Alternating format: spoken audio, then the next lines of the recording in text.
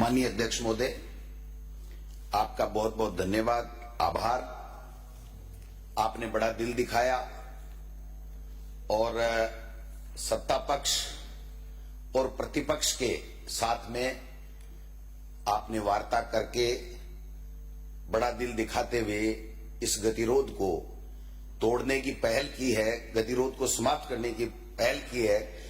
इसके लिए पूरा सदन आपको बहुत बहुत धन्यवाद देना चाहता है। माननीय अध्यक्ष महोदय,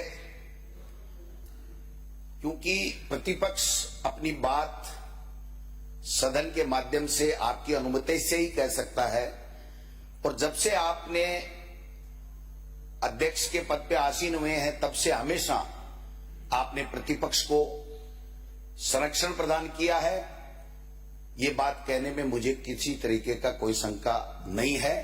माननीय कैबिनेट मंत्री जी ने भारत रत्न स्वर्गीय इंदिरा गांधी जी पूर्व प्रधानमंत्री जी के लिए अमर्यादित टिप्पणी की और उसको प्रतिपक्ष से एक्सपंज कराना चाहता था।